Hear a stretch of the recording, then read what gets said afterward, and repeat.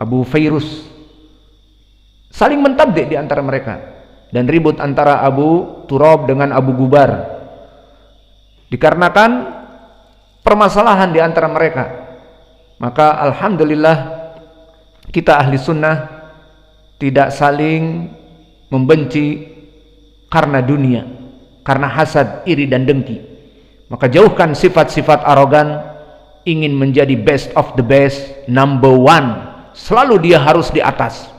Sehingga jika ada perkara yang menyebabkan dia itu, kenapa tidak istisyarah dengan saya dulu, dia merasa harus di atas, harus ada yang lapor kepadanya, harus dia itu dijadikan marja dan sumber.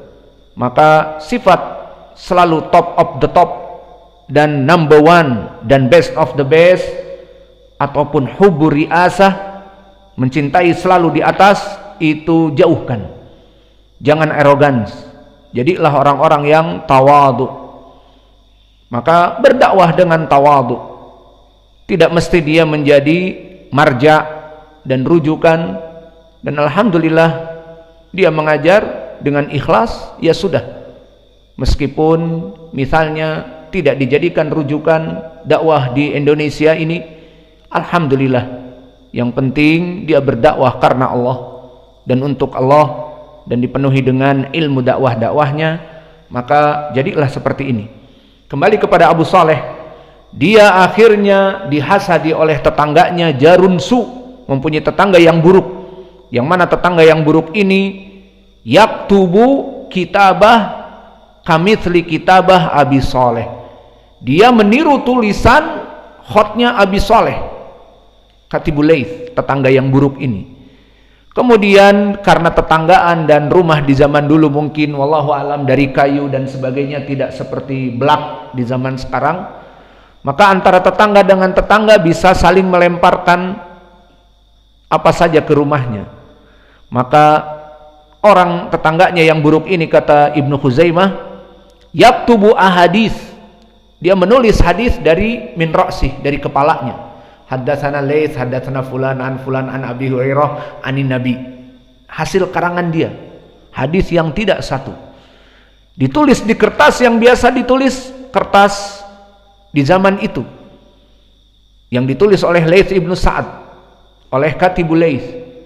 Maka khotnya sama seperti Katibul Laits. Maka dari hadis-hadis yang palsu yang dia tulis dari sanad di kepalanya, hadis dari kepalanya, sahabat dari kepalanya, hadis yang banyak, kemudian dia lemparkan ke rumah Katibul Laits.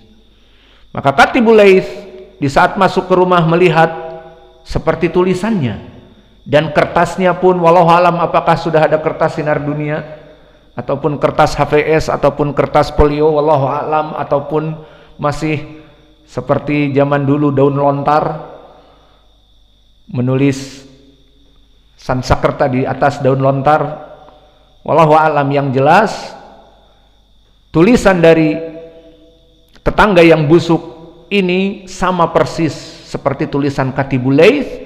Katibul Laits melihatnya, oh, dipikirnya tulisan dia yang tercecer.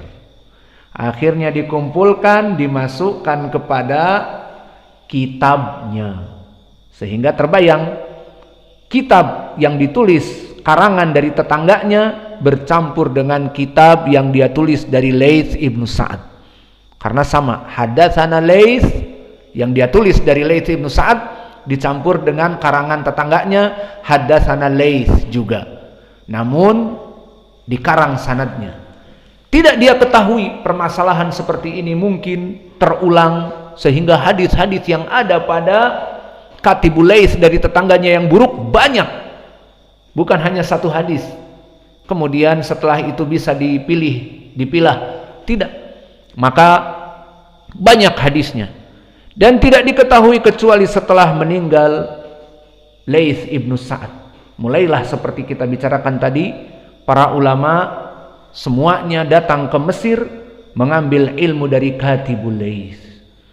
Namun di saat para ulama mengambil ilmu dari Katibul Laits, dan antum tahu para ulama di zaman itu Laits ibnu Sa'ad di tabaqah itba'ut tabi'in.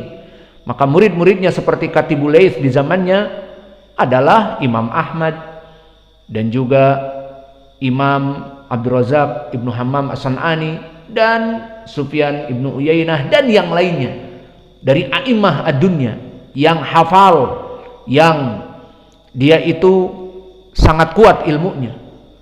Maka di saat mereka duduk dengan Katibul Laits, didapati hadis-hadis aneh yang ditulis oleh tetangganya.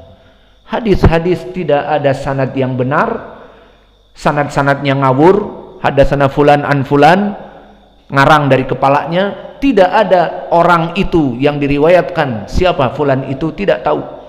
Dan hadisnya aneh lafadznya, matannya aneh. Tidak pernah di dunia ada hadis lafadznya seperti ini. Maka para ulama mulai curiga, ini Katibul Laits dari mana nulis? Kita pun murid Laits ibnu Sa'ad, sebagian muridnya Imam Laits. Tidak pernah kami mendengar dari gurunya Laits itu fulan ibnu fulan, atau guru-gurunya itu fulan ibnu fulan. Siapa fulan ibnu fulan ini? Tidak ada di dunia yang namanya fulan ibnu fulan ini hakikatnya. Dan lafadznya, matannya aneh. Maka akhirnya orang mulai curiga, ini jangan-jangan hadis palsu. Maka mulailah pembincangan di dunia perhadisan bahwa Laits ibnu Sa'ad meriwayatkan hadis-hadis yang aneh kepada Katibul Laits. Diketahui bahwa murid-murid Laits ibnu Sa'ad pun tidak mendapati hadis itu. Berarti yang rusak dari Katibul Laits. Akhirnya mulailah orang meninggalkan Katibul Laits. Mulai dari jarah yang syadid bahwa dia pendusta, atau dia wada'ul hadis, menyimpan hadis-hadis yang palsu, atau dia muttahamun bil kadhib, dia tersangka pendusta. Para ulama ada yang jarahnya syadid, dan para ulama yang insaf seperti Ibnu Huzaimah dan yang lainnya mengatakan itu dari tetangganya yang buruk. Lalu dihukumi bagaimana? Apakah dia pendusta? Tidak. Apakah dia matruk, hadisnya ditinggal? Tidak. Tetapi apa? Tetap salah dan tetap menjadi dhaif. Iya, karena tidak diketahui mana yang sahih dan mana yang buruk dari buku itu. Akhirnya apa? Sanadnya dhaif.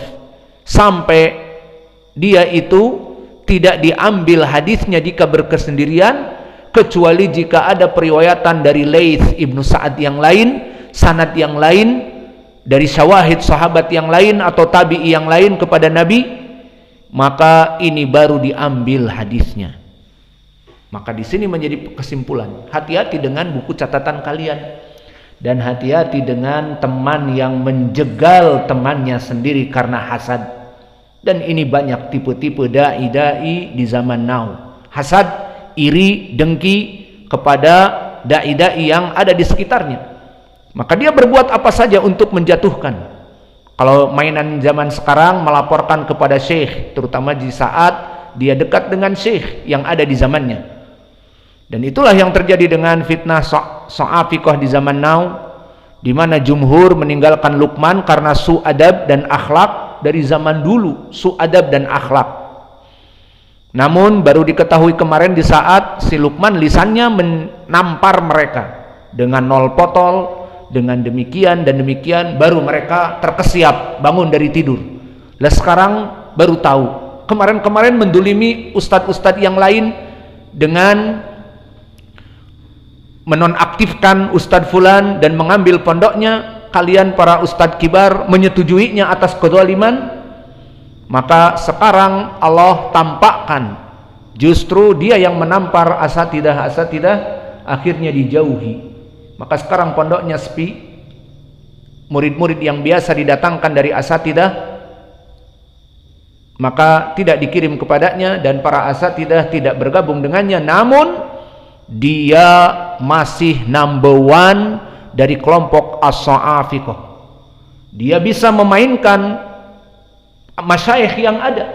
Maka sekarang yang menjadi ribut antara Luqman dengan kelompok nol potol, masalah permasalahan dari masyayikh yang didatangkan.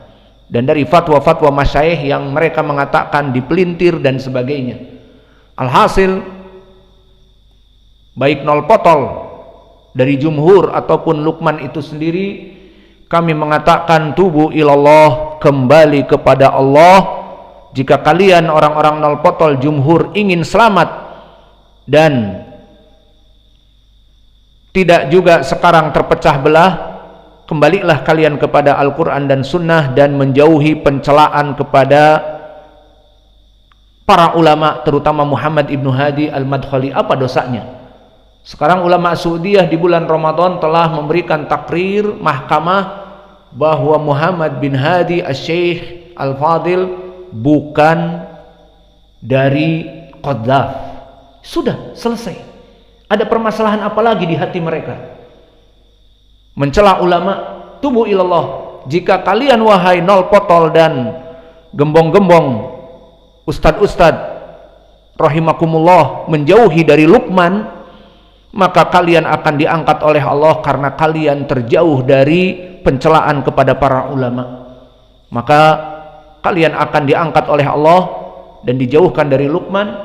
Namun jika kalian memecah belah diri mereka atau memecah belah diri kalian dari Luqman, namun masih berpemikiran sa'afiqah, masih mencela Syekh Muhammad ibnu Hadi al-Madkhali, dan masih berpisah dengan kelompok Ahlus Sunnah yang lainnya, maka tidak ada bedanya kalian dengan Luqman. Bedanya tidak tunduk saja kepada Luqman, namun Luqman mendatangkan para masyayikh dan yang lainnya, maka kalian tetap mengikutinya, maka tidak akan pernah baro'ah kepada Luqman. Sehingga kalian berlepas diri dari Luqman, berlepas diri yang sebelah tangan, yang mana masih tetap bercampur dengan Luqman di saat mendatangkan para masyayikh dan mengadakan daurah Al-Imam Al-Muzani, dan ini yang menyebabkan kalian terus berseteru dengannya. Jika kalian meninggalkan ikhlas, tinggalkan Luqman, tinggalkan pemikiran sa'afiqahnya, tinggalkan pencelaannya kepada Syekh Muhammad ibn Abdul Wahhab, dan kalian bertobat kepada Allah, Allah akan mengangkat derajat kalian dan menerima taubat kalian kembali kepada Abu Saleh. Maka Abu Saleh akhirnya didhaifkan. Haddatsana Muawiyah an Ali, maka Ali di sini pun meskipun dia thiqah, namun dia tidak pernah mendengar dari Ibnu Abbas. Maka sanad ini dhaif karena Abu Saleh dan Ali yang meriwayatkan dari Ibnu Abbas. Namun telah datang jalan yang lain dari Ibnu Abbas dari jalan silsilah al-Aufiyin, dan silsilah al-Aufiyin sanadnya dhaif, terutama di ujungnya dari Sa'id, dari Atiyah ibnu Sa'id al-Aufi, yang mana dia mudallis dan dhaif. Maka dari dua sanad dari Ibnu Abbas bisa naik kepada derajat hasan li ghairi. Maka Ibnu Abbas mentafsirkan fasholli li rabbika wanhar idbah yauman nahr, dan di sana masih ada pendalilan dari ayat yang lain, namun mungkin kita tinggalkan dikarenakan waktu sudah tidak memungkinkan. Wa naktafi ila huna wa jazakumullahu khaira wa barakallahu fi ilmikum. Subhanakallahumma bihamdika asyhadu an la ilaha illa anta astaghfiruka wa atubu ilaik.